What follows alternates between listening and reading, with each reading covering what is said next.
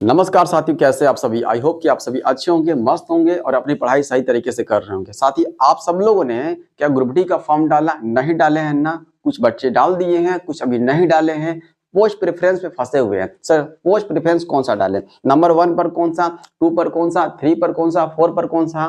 मैं आपको बता दूं, बच्चों भ्रांतियां फैली हुई हैं कि ग्रुप डी की नौकरी सिर्फ ट्रैक मेंटेनर का होता है। ऐसा नहीं है। 14 तरह के पोस्ट हैं और 5 डिपार्टमेंट है। कितने डिपार्टमेंट? 5 डिपार्टमेंट हैं और 14 तरह के पोस्ट है। बच्चों को यही प्रॉब्लम हो रहा है, क्रिएट हो रहा है कि सर फर्स्ट नंबर पर कौन सा, सेकंड नंबर पर कौन सा, थर्ड नंबर पर कौन सा रखे। इस तरह के 14 जो है 14 पोस्ट को आपको भरना है। इस वीडियो को देखने के बाद आपकी समस्या खत्म हो जाएगी। इसके बाद आप फॉर्म को अच्छी तरीके से डाल दीजिएगा। पोस्ट प्रेफरेंस सरिया करके डाल दीजिएगा, आपका काम हो जाएगा। क्यों? क्योंकि आप यहाँ पोस्ट प्रेफरेंस सही डालना बहुत जरूरी है। क्योंकि जब आपकी नौकरी लगेगी और मनचाहा काम नहीं मिलेगा ग्रुप डी में, तो आप वहां पर सही से स्टे नहीं कर पाएंगे। आई बात समझ में? चलिए देख लेते हैं हम लोग। देखिएगा, पोस्ट प्रेफरेंस के बारे में डिटेल से बात करने वाले हम लोग। चलिए देखिएगा, कुछ छोटी छोटी बातें हैं तो पहले हम लोग थोड़ी सी बात कर लेते हैं, उसके बाद अंदर हम लोग चलते हैं कि कौन कौन सा पोस्ट है, उसका क्या क्या काम है। देखिएगा ध्यान से, ये फॉर्म जो है स्टार्टिंग कब से हुआ था? ये फॉर्म स्टार्टिंग हुआ था 23 तारीख से, है ना। 23 से स्टार्टिंग हुआ था, 22 फरवरी तक ले है। इंतजार नहीं करेंगे 22 फरवरी तक ले, क्योंकि सिस्टम है, सिस्टम जो है सही से काम नहीं भी कर सकता, कर भी सकता है। तो आप सभी को क्या करना है, आप सभी को जितना जल्दी हो सके सही इंफॉर्मेशन ले करके इस वीडियो को देखने के बाद आप 1 दिन में 2 दिन में आप फॉर्म को फिलअप कर देंगे, देर नहीं करेंगे, ठीक है। चलिए, उसके बाद क्या है, यहाँ पर अगर करेक्शन किसी प्रकार का अगर गलती कर देते हैं तो रेलवे आरआरबी आपको जो है करेक्शन करने का डेट देती है यहाँ पर 25 फरवरी से लेकर के 6 मार्च। 25 फरवरी से लेकर 6 मार्च में आप करेक्शन कर सकते हैं, ठीक कर सकते, सुधारमेंट कर सकते हैं, मॉडिफाई कर सकते हैं, ठीक है। उसके बाद देखिएगा, अब एप्लीकेशन फी के बारे में, तो एप्लीकेशन फी जो है जनरल के लिए, ओबीसी के लिए, ईडब्ल्यूएस के लिए 500 रुपया फी दिया, फिर फी लिया जाएगा आपसे। और एक बात और, अगर आप सीबीटी एग्जाम बैठेंगे तो उसके बाद आपका क्या होगा, 400 रुपया रिफंड भी हो जाएगा। यहाँ पर जनरल के लिए, ओबीसी के लिए, ईडब्ल्यूएस वाला का जो 500 रुपया लग रहा है ना, 400 रुपया आपका रिफंड हो जाएगा। सीबीटी एग्जाम में बैठिएगा तब, नहीं बैठिएगा तो वापस ना होगा, याद रखिए। एससी एसटी पीएच और ईबीसी के लिए 250 रुपया फी लगेगा। ऑल कैटेगरी फीमेल के लिए 250 रुपया लगेगा और इनका टोटल फी क्या हो जाएगा, वापस हो जाएगा। क्लियर है? चलिए अब लोग देख लेते हैं यहाँ पर कि एज लिमिट क्या है। एज लिमिट दिख रहा है, ये 1/1/2025 से काउंट किया जाएगा। मिनिमम इस डेट तक मिनिमम 18 साल आपका पूरा जाना चाहिए और मैक्सिमम 36 साल आपका हो जाना चाहिए। उससे अधिक नहीं होना चाहिए और 18 से कम नहीं होना चाहिए इस डेट तक। क्लियर है? यहाँ तक कोई दिक्कत नहीं है। और एज रिलैक्सेशन तो आपको दिया जाएगा। एससी एसटी के लिए कितना है, तो एससी एसटी के लिए 5 साल है, ओबीसी के लिए कितना है, तो 3 साल है, ठीक, ये दिया जाएगा। आगे चलते हैं। अब ध्यान दीजिएगा, टोटल पोस्ट कितना है? टोटल पोस्ट 32,438 पोस्ट है। 32,438 पोस्ट है, मानते हैं कम है, पर जो भी है आपको फॉर्म को डाल देना है। बढ़ना होगा, सभी टीचर्स लगे हुए हैं, बढ़ाया जा रहा है, उसको देखा जाता है कि अगर टीचर की बात अगर सही जगह पहुंचती है, अगर रेलवे मंत्री संज्ञान लेते हैं इस पर, तो कुछ अगर हो सकता है। जिस तरह से एलपी बढ़ा हुआ था, टेक्नीशियन बाद में बढ़ा हुआ था, हो सके तो भी बढ़ सकता है, पर आपको फॉर्म डाल देना है और तैयारी में लग जाना है, ठीक है। इस पर ध्यान आपको नहीं देना है। चलिए अब इस पर क्या है, इस 10th पर है, मैट्रिक पर है। आपको पता है पहले इसमें लड़ाई हो रही थी कि आईटीआई होगा, नॉन आईटीआई होगा। अब तो सभी बच्चे इसमें फॉर्म को डाल सकते हैं, कहीं कोई समस्या नहीं है। इस बार फॉर्म की संख्या अधिक मात्रा में देखने को इसी कारण से मिलेगी। अब फिजिकल एलिजिबिलिटी क्या है, तो फिजिकल एलिजिबिलिटी जब आप सीबीटी पास करेंगे, कट ऑफ पास करेंगे, तब आपको देने का ये मौका मिलेगा। मेल के लिए थोड़ा जान लेते हैं। मेल के लिए कितना है, तो मेल के लिए है, मेल के लिए लिफ्ट करना है या कैरी उठाना है, 35 केजी वेट को उठाना है। डिस्टेंस कितना, 100 मीटर जाना है, 2 मिनट में जाना है। और 1000 मीटर मतलब कि 1 किलोमीटर रनिंग भी करना है 4 मिनट में और 15 सेकंड में। वही ओनली फॉर 1 चांस, एक चांस आपको दिया जाएगा। और फीमेल के लिए वही है, फीमेल के लिए कितना उठाना है, तो 20 केजी वेट है for a distance 100 metre in 2 minute में, ठीक है। और 1000 मीटर जो है रनिंग करना है 5 मिनट 40 सेकंड में। यहाँ भी 1 चांस इनको दिया जाएगा। अब देख लेते हैं, यहाँ पर ध्यान दीजिए। अब यहाँ पर रीजन वाइज आरआरबी का रीजन वाइज क्या वैकेंसी है, कहाँ पर क्या अधिक है देख लेते हैं हम लोग। देखिए सबसे अधिक वैकेंसी कहाँ है, तो दिल्ली में है। दिल्ली में सबसे अधिक वैकेंसी दिख रहा है 4785 है। उसके बाद कहाँ पर है, उसके बाद मुंबई में है। ठीक है, तो बहुत बच्चों को प्रॉब्लम यहाँ भी हो रहा है कि सर कौन सा जोन से अप्लाई करें। बाबू जो भी जोन आपका है, अगर आप जिस जोन से बिलोंग करते हैं, नहीं अगर बिलोंग करते हो अगल बगल देखिए कौन सा जोन है, वहां पर वैकेंसी क्या है। मैं आपको एक बात बता देता हूं, जहां पर वैकेंसी अधिक है वहां पर बच्चे भी फॉर्म अधिक मात्रा में अप्लाई करेंगे। वहां अप्लाई करेंगे वहां पर कंपटीशन भी ज्यादा होगा, कंपटीशन ज्यादा होगा तो वहां पर कट ऑफ भी ऊपर होगा। तो जहां पर जिस आरआरबी से आप जिस आरआरबी के रीजन से आप बिलोंग करते हैं या अगल बगल में कोई रीजन है तो आप वहां से डाल दीजिए। मत देखिए वहां पर वैकेंसी कम है या ज्यादा है, वहां पर आप डाल दीजिए। फाइट तो करना पड़ेगा, लड़ाई तो लड़ना पड़ेगा आपको, एक सीट वहां पर ग्रैब करना पड़ेगा। वैकेंसी जहां पर कम है, अगर हमको फॉर्म भरना होगा या आप ही को फॉर्म भर रहे हैं तो वो चीज देखा जाता है कि वैकेंसी कहाँ पर है, तो हर बच्चा वही देखता है।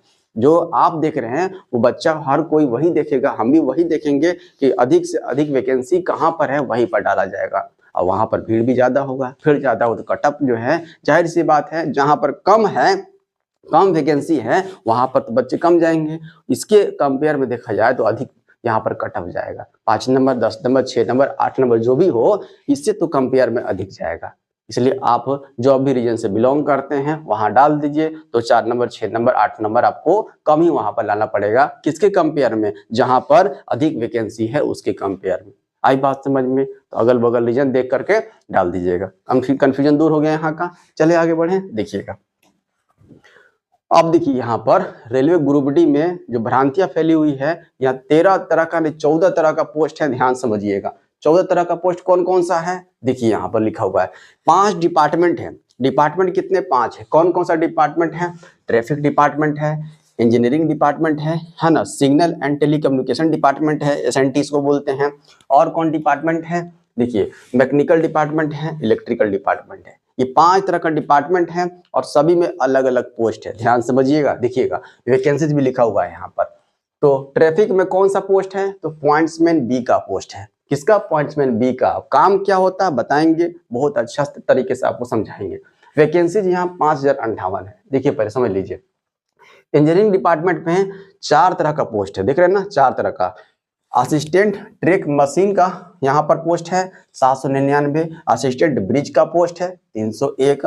ट्रैक मेंटेनर का है ग्रुप 4 का 13,187, सबसे अधिक यहीं पर है, ये सबसे अधिक पोस्ट यहाँ है। असिस्टेंट पी वे बताएंगे क्या है, ये 247 पोस्ट है। असिस्टेंट एसएनटी, ये आ गया 4 तरह का पोस्ट, इसमें इंजीनियरिंग डिपार्टमेंट में है।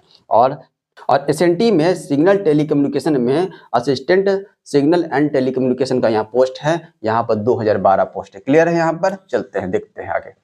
मैकेनिकल में कितने तरह का पोस्ट है, मैकेनिकल में 3 तरह का पोस्ट है। असिस्टेंट सीएनडब्ल्यू बताएंगे, कैरेज एंड वैगन होता है, ओके।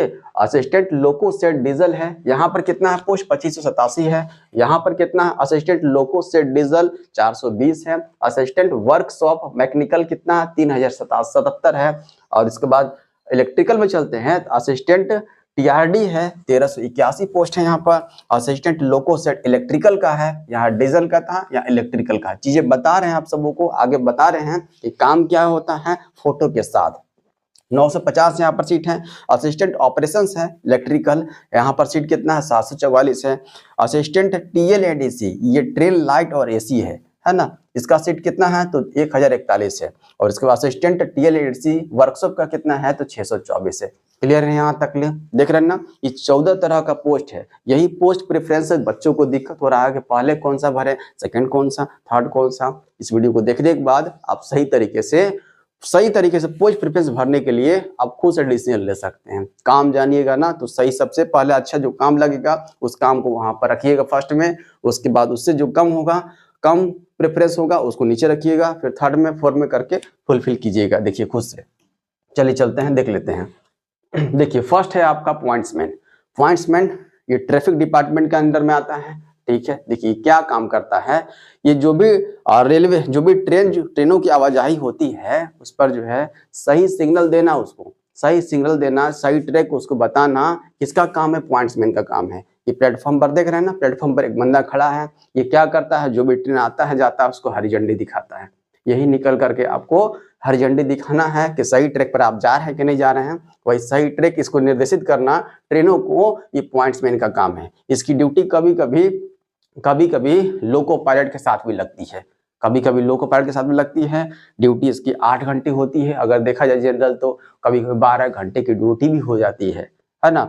और डे ड्यूटी तो होता ही है, साथ साथ कभी कभी नाइट ड्यूटी भी करना पड़ता है। तो ये जो है बहुत अच्छा जॉब है। किसके लिए?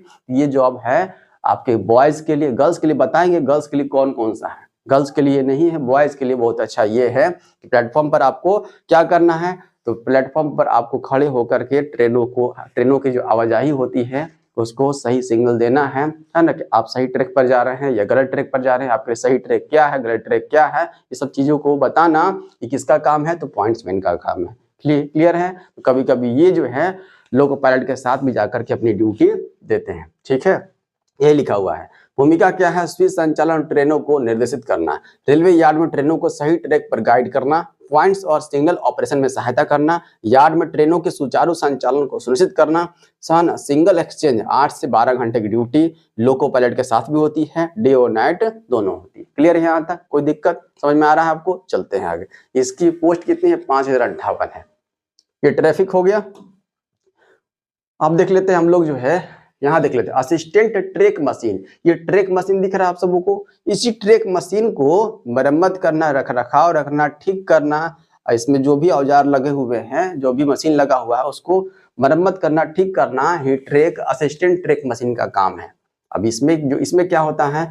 मशीनों की मरम्मत करना। ये जो मशीन चलता है तो मशीन ट्रैक पर जो मशीन चलता है तो ऊपर वाले चीजें, ऊपर वाली लाइन बत्ती को ठीक करने के लिए होता है, या नीचे वाला जो भी पटरी है उसको ठीक ठाक करने के लिए चलाया जाता है। इसको मेंटेन करने का और इसको सही तरीके से रखने का काम किसका है? तो असिस्टेंट ट्रैक मशीन का है। ग्रुप डी के माध्यम से इसकी भर्ती होती है। और एक दिलचस्प बात आपको बता दे, इसकी ड्यूटी 21 दिन ही होती है। 21 दिन होती है, 7 दिन छुट्टी होती है। 21 दिन होती है, 7 दिन छुट्टी होती है। बिल्कुल 7 दिन छुट्टी होती है। इसमें क्या है? तो मशीनों की मरम्मत और उपकरणों का रखरखाव रखना इसका काम है असिस्टेंट का। ट्रैक मशीनों का नियमित निरीक्षण और मरम्मत करना, उपकरणों की प्रभावशीलता को बनाए रखना, मरम्मत और ट्रैक फिटनेस का समय पर कार्यान्वयन करना। 21 दिन काम है। सुटेबल फॉर बॉयज लिखा हुआ है। ये भी बॉयज के लिए पीछे था और ये भी आपका बॉयज के लिए है। देख रहे हैं ना, इस ट्रैक मशीन की मरम्मत करना, इसको जो है बनाए रखना, इसके ध्यान रखना, निगरानी करना, निरीक्षण करना, यही जो है ड्यूटी है असिस्टेंट ट्रैक मशीन की। क्लियर है यहाँ तक? कोई दिक्कत? चले आगे बढ़े। देखिएगा थर्ड नंबर पर ये असिस्टेंट ब्रिज है। ये क्या चीज है? तो आप देखे होंगे पहाड़ों के ऊपर हो गया या ऊंचे स्थानों पर हो गया, नदियों के ऊपर हो गया या फिर पुलों के ऊपर हो गया, ब्रिज पर बनाया जाता है ना। ब्रिज पर रेलवे लाइन बिछाई जाती है ना। तो रेलवे लाइन जब बिछाई जाती है तो वहां पर कौन जाता है? तो ग्रुप डी से जो अंदर जाते हैं वहां के कर्मचारी ही जाते हैं वहां पर रेलवे लाइन बिछाने के लिए, है ना। जो भी सामग्री की जरूरत होती है उस सामग्री की व्यवस्था करते हैं। कभी कभी टेक्नीशियन के साथ भी हेल्पर के रूप में काम करते हैं। जो जरूरत होता है सभी चीजें वो करते हैं। कौन? ग्रुप डी के माध्यम से जाते हैं, असिस्टेंट ब्रिज जाते हैं।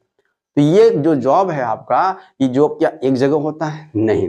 ब्रिज पर जो होता है रेलवे लाइन बिछाई, मतलब ऊंचे स्थानों पर जो रेलवे लाइन बिछाई जाती है तो क्या एक जगह पर? नहीं, ये फील्ड है। कभी यहाँ हो गया तो कभी वहां हो गया, कभी वहां हो गया, जा जाकर के आपको क्या करना रहता है? आपको जॉब करना होता है।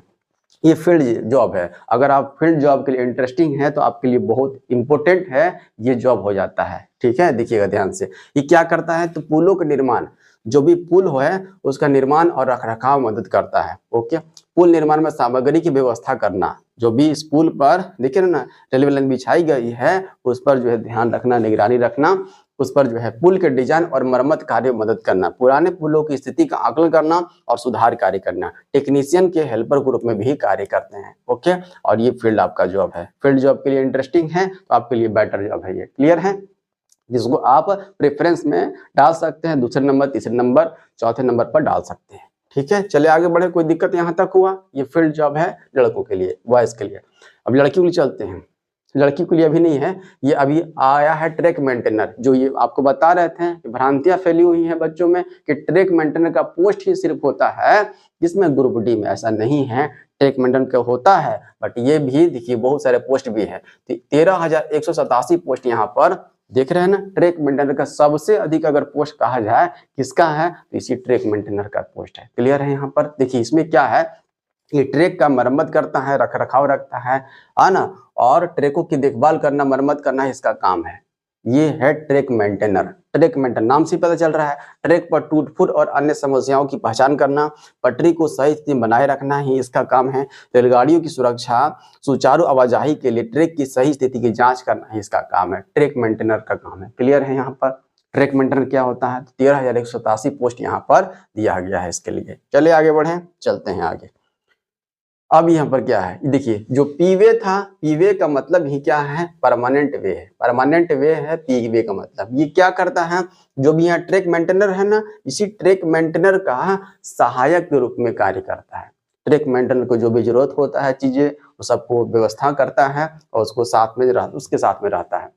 ठीक है। असिस्टेंट का मतलब क्या होता है, अगर पिताजी कोई काम कर रहे हैं और उनके साथ आप भी काम कर रहे हैं, तो पिताजी अगर बिजली मिस्त्री का काम कर रहे हैं, कोई इलेक्ट्रिकल का काम कर रहे हैं, किसी प्रकार का फ्यूज हो जाता है, किसी प्रकार का शॉर्ट सर्किट हो जाता है, तो जिम्मेदार कौन होता है, जिम्मेदार आप होते हैं या पिताजी होते हैं, तो जिम्मेदार पिताजी होते हैं। वही बात यहाँ पर है, किसी प्रकार की जवाबदेही आप पर नहीं है अगर आप असिस्टेंट है तो, है ना। जिम्मेदारी किसकी है, ये जो ट्रैक मेंटेनर है ना, इस पर जिम्मेदारी होती है। क्लियर है यहाँ पर। असिस्टेंट पीवे का मतलब होता है जो भी ट्रैक मेंटेनर है उसके आप क्या होंगे, असिस्टेंट होंगे, पीछे होंगे, है ना। सब चीज की व्यवस्था आप करेंगे, जो भी चीज वो मांगेगा, जो भी चीज वो बोलेगा, वो आपको करना पड़ेगा। क्लियर है यहाँ पर, समझ में आ रहा है। तो यही है, वही सेम टू सेम काम है। ट्रैक का रख रखाव रखना, ट्रैक मरम्मत कार्य हो गया, सुरक्षा और अनुपालन करना, उपकरण और औजारों का संचालन करना, दस्तावेजीकरण करना। ठीक है, चले आगे बढ़े, सेम टू सेम है। अब ये देखिए, लड़कियों के लिए सबसे अच्छे जॉब सबसे नंबर 1 पर रख सकते हैं इसको। ये है क्या, ये है C&W, कैरेज एंड वैगन। मालगाड़ी वगैरह देखते हैं, खराब हो जाता है ना, तो खराब हो जाता है तो या चल नहीं पाता किसी कारण से, या फिर उसका सही तरीके से देखरेख करना, सुरक्षा प्रदान करना, किसका काम है, तो ये काम है assistant C&W, carriage and wagon का काम है। ये क्या करता है, तो कैरेज और वैगन से संबंधित रखरखाव कार्य को संभालने का काम इनका है। ठीक है, ये स्टेशन पर ही है ना, स्टेशन पर है, हर एक स्टेशन पर होता है। जो भी मालगाड़ी वगैरह खराब हो जाता है या किसी प्रकार की दिक्कत हो जाती है, या फिर उसको सही तरीके से देखरेख करना ही काम किसका होता है, असिस्टेंट C&W। इसके माध्यम से, ग्रुप डी के माध्यम से इसकी वैकेंसी की जाती है। क्लियर है यहाँ तक, कोई दिक्कत नहीं। लड़कियों के लिए बहुत अच्छा है, स्टेशन वर्क है। ये स्टेशन वर्क है, कहीं जाने की जरूरत नहीं है, स्टेशन वर्क है। आपकी ड्यूटी जो है प्रॉपर लगेगी यहाँ पर। ट्रेन की सुरक्षा के लिए ब्रेक पावर प्रमाण पत्र जारी करना, अंडर कैरेज और वैगन में खराबियों का निदान करना और मरम्मत करना, यही काम है यहाँ पर। ठीक है, तो जो भी मालगाड़ी है, दिख रहा ना, मालगाड़ी दिख रहा है ना, इसी की मरम्मत करना, इसी के रखरखाव रखना, इसका काम है। क्लियर है यहाँ पर, लड़कियों के लिए बेस्ट जॉब है ये। एक देखिए ध्यान से, assistant loco shed diesel. Loco shed diesel, जो डीजल इंजन होता है उसकी रखरखाव करना, उसके बारे में जो भी जानकारियां हैं, इन सबों को जो है प्रदान की जाती है। ठीक है, तो इस पर डीजल इंजन के रखरखाव को संभालना इनका काम होता है। सही तरीके से चल रहा है कि नहीं चल रहा है, किसी प्रकार की कमी है उसको दूर करना, सब इन सब लोगों का काम है। देख रहे हैं, सभी वर्कर के रूप में काम कर रहे हैं ना यहाँ पर। तो डीजल इंजन में जो है इस सब का काम जो है किया जाता है, इनके द्वारा काम किया जाता है, इनको ध्यान रखा जाता है। डीजल लोकोमोटिव की मद और ओवरहॉल करना, नियमित रूप से जो है लोकोमोटिव के यांत्रिक घटकों का निरीक्षण करना, किसी भी यांत्रिक समस्या का निदान करना और समाधान करना ही असिस्टेंट लोको शेड डीजल का काम है। ठीक है, समझ में यहाँ तक आ गया। तो इनकी ड्यूटी भी आप सबों को समझ में आ गया, कोई दिक्कत नहीं है। चले आगे बढ़े, देखिएगा ध्यान से। ये हो गया असिस्टेंट लोको शेड डीजल का हो गया। चलिए आगे बढ़ते हैं, देखिए ध्यान से। ये भी असिस्टेंट वर्कशॉप मैकेनिकल जो है दिया हुआ है, मैकेनिकल जो दिया हुआ है, ये भी लड़कियों के लिए बेस्ट जॉब मानी जाती है। ये क्या है, पीछे मैंने बताया था, पीछे क्या बताया था, C&W बताया था लड़कियों के लिए। वहां पर क्या था, मालगाड़ी को ठीक करना था, उनके रखरखाव को नियमित रूप से सही रखना था। ठीक है, यहाँ पर क्या है, जो भी ट्रेन हादसा होता है या किसी प्रकार की कोच हो गया, बोगी हो गया, खराबी होता है, उसको मेंटेन करना, उसकी मरम्मत करना, है ना, खराब होता है तो उसको मरम्मत करना ही इसका काम होता है, इनका काम होता है। देखिए लिखा हुआ है कोच और वैगन के रखरखाव के लिए जिम्मेदार है ये। ओके, कोच और वैगन के क्षतिग्रस्त हिस्सों की मरम्मत करना, मरम्मत कर रहे हैं नहीं ले, चलने वाले यांत्रिक हिस्सों की जांच और होर करना, और ट्रेन संचालन की सुरक्षा सुनिश्चित करने के लिए नियमित निरीक्षण करना कि सही तरीके से है या नहीं है, बोगी में किसी प्रकार की कोई दिक्कत तो नहीं है। ये सभी जो है जांच करते हैं कौन, यही जो है असिस्टेंट वर्कशॉप मैकेनिकल करते हैं। ठीक है, तो लड़की के लिए ये भी आपकी बेस्ट जॉब मानी जाएगी। यहाँ पर फर्स्ट नंबर पर समझ में आ गया कौन सा, C&W है, और सेकंड नंबर पर ये है असिस्टेंट वर्कशॉप मैकेनिकल है। क्लियर है, ये चलते हैं आगे।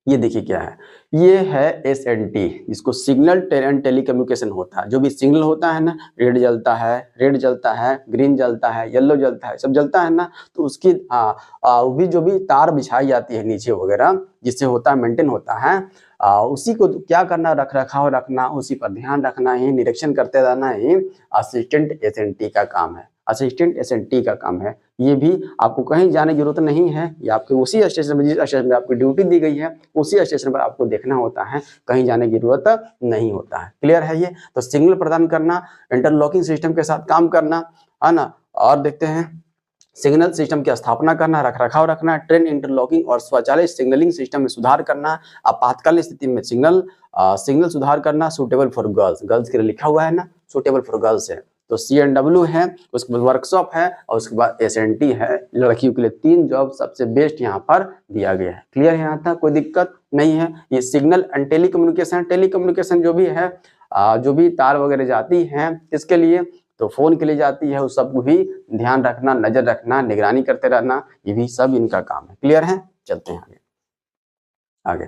असिस्टेंट TRD, अब ये TRD क्या है, TRD देख रहे हैं ना, TRD क्या करता है, ये TRD दिख रहा है आपको, निर्माण और वेल्डिंग कार्य में सहायता करता है। जो भी निर्माण और वेल्डिंग कार्य दिख रहा हो रहा है ना, ट्रेन के ऊपर हो रहा है, वेल्डिंग कार्य हो रहा है ना, निर्माण कार्य हो रहा है, तो कभी कभी ये जो असिस्टेंट हैं ये काम भी करते हैं और कभी कभी मदद भी कर रहे हैं। देख रहे हैं ना, सब मिलकर के काम कर रहे हैं, तो मदद करना ही, वेल्डिंग कार्य और संरचनात्मक मरम्मत करना, निर्माण सामग्री की गुणवत्ता सुनिश्चित करना, कार्यशाला के उपकरणों का निरीक्षण करना ही इनका काम है, असिस्टेंट TRD का काम है। देख रहे हैं ऊपर में जो भी खराबियां होती हैं, जो भी टूट फूट जाता है, उसकी मरम्मत करना, वेल्डिंग में वो कभी कभी वेल्डिंग करना या वेल्डिंग में सहायता करना, मदद करना ही असिस्टेंट TRD का काम है।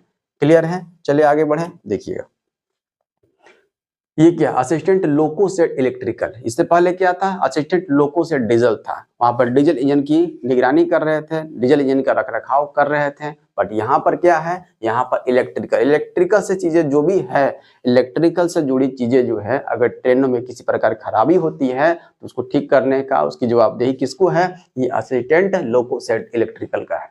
ठीक है, ये क्या करता है, तो लोकोमोटिव के विद्युत रखरखाव को संभालता है। लोकोमोटिव में वायरिंग हो गया, अन्य विद्युत उपकरणों की जांच करता है, खराब विद्युत घटकों की मरम्मत और प्रतिस्थापन करता है, इंजन के विद्युत सर्किट का निरीक्षण करना ही इनका काम होता है। आई बात समझ में, इनकी ड्यूटी कभी कभी ट्रेनों में जाकर की भी होती है, कभी कभी स्टेशन पर भी होती है ना, तो इंडोर और आउटडोर होती है इनकी ड्यूटी। क्लियर है, यहाँ तक कोई दिक्कत। इलेक्ट्रिकल चीजों को देखरेख करना, निरीक्षण करना, है ना, रखरखाव रखना, इसका काम है, तो असिस्टेंट लोको सेट इलेक्ट्रिकल का काम है। क्लियर है, यहाँ तक कोई दिक्कत नहीं होना चाहिए। चलिए आगे बढ़ते हैं। एक देखिए ये क्या है, असिस्टेंट ऑपरेशंस है इलेक्ट्रिकल। देख रहे हैं ऊपर जो भी तारे बिछाई जाती है ना, ऊपर तारे जो चलती है ट्रेन के ऊपर, देख रहे हैं ना ऊपर में ट्रेन के ऊपर जो तारे चलती है, उसको जो है क्या करना, उसके बारे में जो है इलेक्ट्रिकल के बारे में जो है असिस्ट करना, मतलब कि साथ में जो भी वर्क करता है ऊपर में उसके साथ असिस्ट करना, उसके साथ असिस्टेंट के रूप में रहना, जो भी चीजें जरूरत पड़ती है उनके साथ साथ रहना, ये असिस्टेंट ऑपरेशंस इलेक्ट्रिकल का काम है। देख रहे हैं ना, विद्युत आपूर्ति और रखरखाव सुनिश्चित करना ही इनका काम है। विद्युत आपूर्ति जो भी होता है ऊपर से, नीचे से नहीं, ऊपर से जो भी होता है विद्युत आपूर्ति, उसकी सुनिश्चित है, उसकी रखरखाव सुनिश्चित करना इनका काम है, और असिस्ट करना भी इनका काम है। जो भी चीज जरूरत होता है आप उनके साथ रहते हैं। विद्युत पैनलों और तारों की स्थिति की जांच करना, लोकोमोटिव और स्टेशन पर बिजली की आपूर्ति बनाए रखना ही इसका काम है। खराबी की स्थिति में तुरंत जो है सुधार करना इनका काम है। क्लियर है, यहाँ तक कोई दिक्कत। चलते हैं आगे। एक देखिए असिस्टेंट TL और AC है। TL का मतलब होता है ट्रेन लाइट, ट्रेन में जो भी लाइटें लगाई जाती है, एसी वाला बोगी होता है ना, एसी होता ही ना है। एसी क्यों, इसी को ठीक रखना, उसकी उसकी निगरानी करते रहना, सही से काम कर रहा है कि नहीं कर रहा है। ये भी इंडोर है और आउटडोर है, मतलब स्टेशन पर आ गया तो वहाँ भी जांच करना है, अंदर जाकर भी ट्रेनों में अंदर जाकर भी जांच करना है, जांच करके जो है दूसरे स्टेशन में उतर जाना है, फिर अपने स्टेशन पर आ जाना है। ये तरीका जो है असिस्टेंट टीएल एंड एसी प्रदान किया जाता है इसके लिए। तो क्या करते हैं, ट्रेन लाइटिंग और एसी सिस्टम का प्रबंधन करते हैं। ट्रेनों में लाइट हो गया, एसी सिस्टम का निरीक्षण करते हैं, खराब लाइट्स और एसी सिस्टम्स को ठीक करते हैं, मतलब किसी प्रकार खराबी भी हो जाए तो ये चेंज भी कर देते हैं। यात्रियों की सुविधाओं के लिए सभी उपकरणों की स्थिति को सुनिश्चित करना इनका काम है। क्लियर है यहाँ तक? ये समझ में आ गया टीएल एंड एसी क्या है, टीएल एंड एसी क्या है। और टीएल एंड एसी के जो असिस्टेंट के रूप में रहते हैं, असिस्टेंट के रूप में रहते हैं, वही वर्कशॉप है। देख रहे हैं ना, यहाँ पर टीएल एंड एसी है ना, टीएल एंड एसी का मेन आदमी यहाँ खड़ा है और एक असिस्टेंट के रूप में असिस्ट कर रहा है। अगर किसी प्रकार का दिक्कत होता है अंदर से या ऐसे पार्ट्स में दिक्कत होता है जहाँ पर ये नहीं जा सकते हैं, ये जो असिस्टेंट के रूप में इनको दिया जाता है, ये जाकर के देख रेख करते हैं। आई बात समझ में? तो टीएल एंड एसी वर्कशॉप के रूप में, असिस्टेंट के रूप में जो है इसकी जॉब किसके माध्यम से होती है, तो ग्रुप डी के माध्यम से होती है। कि इतने तरह का पोस्ट है, आप सबों को पता चल गया। हाँ, तो सबसे पहले पोस्ट प्रेफरेंस में क्या रखना आप सबों को, तो पोस्ट प्रेफरेंस में सबसे पहले बताइए इसमें से कौन सा जो है पोस्ट आप रखिएगा। आप समझ में आ गया? तो अपने हिसाब से आप जो है सबसे नंबर 1 पर तो ये रख लीजिएगा, सबसे नंबर 1 पर ये रख लीजिए। सेकंड में लड़कों के लिए ये भी सही है, बहुत बेटर है, ये सेकंड में रख सकते हैं। थर्ड में इसको रख सकते हैं आप सभी, है ना, थर्ड में, फोर्थ में, फिफ्थ में इसको रख सकते हैं आप सभी। तो फर्स्ट सेकंड थर्ड समझ में आ गया, फर्स्ट सेकंड थर्ड उसी को रखिएगा। ओके, और उसके बाद जो है, उसके बाद देखा जाए बाकी सब लाइन से जो है, जो भी आपको ठीक लगेगा उसके हिसाब से आप डाल दीजिएगा। फर्स्ट सेकंड थर्ड सही तरीके से रखिएगा। और फर्स्ट सेकंड थर्ड आपको कम मिलेगा, जो आप डालिएगा आपके नंबर पर यहाँ पर डिपेंड करता है। अधिक नंबर डालिएगा तो जो आप फर्स्ट प्रेफरेंस डाले हैं वो मिलेगा, अगर कम नंबर आएगा तो 5वें नंबर पर जो डालिएगा, 6ठे नंबर पर डालिएगा, वही आपको मिलेगा। तो कोशिश कीजिएगा नंबर अधिक से अधिक गेन करने को, क्योंकि नंबर अधिक गेन कीजिएगा तभी आपका प्रेफरेंस को मान्यता दिया जाएगा। क्लियर है वहां तक? कोई दिक्कत नहीं है। लड़कियों के लिए ये है, डाल सकते हैं फर्स्ट नंबर पर, और सेकंड नंबर पर ये डाल देंगे, लड़कियों के लिए है। और एसएनटी थर्ड नंबर पर जो है लड़कियों के लिए बेस्ट जॉब है। उम्मीद है आप सबों को सब कुछ समझ में आ गया होगा। और एक बात आपको मैं बताना चाहूंगा, देखिए ध्यान से, इसमें क्या है, तो सिलेक्शन प्रोसेस कुछ नहीं है, सीबीटी है, उसके बाद पीईटी है, डीबी और मेडिकल है, और कुछ नहीं है इसमें। तो सीबीटी पर आप फोकस करेंगे, सीबीटी क्वालिफाई करने का, कटअप क्लियर करने का और अधिक से अधिक नंबर गेन करने का। जितना आप 100 के नजदीक रहेंगे उतना आपको दिक्कत नहीं होगा, 100 से अगर दूरी बनाइएगा ज्यादा उतना आपको प्रॉब्लम क्रिएट होगा। क्लियर है यहाँ तक? कोई दिक्कत नहीं होना चाहिए। यहाँ पर इसमें क्या है, इसमें है 25 क्वेश्चन साइंस का है, मैथमेटिक्स का 25 क्वेश्चन और रीजनिंग का 30 क्वेश्चन है, और करंट अफेयर्स का 20 क्वेश्चन है, टोटल 100 क्वेश्चन है। क्लियर है यहाँ तक? कोई दिक्कत नहीं है सर। ये मैथमेटिक्स का आपका सिलेबस है, देख लीजिएगा, ये आपका रीजनिंग का सिलेबस है, और ये साइंस का सिलेबस है, ये जनरल अवेयरनेस का सिलेबस है। तो मैथ और रीजनिंग इस चैनल पर आपको प्रोवाइड किया जा रहा है। बैक टू बैक बहुत सारे चैप्टर करवा दिए गए हैं। कल से आपका रीजनिंग भी जो छूटा हुआ है वो भी प्रॉपर जो है क्लास दिया जाएगा। इस तरह से आप सभी जुड़ जाइए और प्रॉपर अपना नोट्स बनाइए, और प्रॉपर नोट्स बना करके अपनी तैयारी कीजिए। किसी प्रकार का और भी क्वेरी होती है, समस्याएं होती है, पूछिएगा, कमेंट कीजिएगा, सॉर्ट आउट किया जाएगा। धन्यवाद साथी।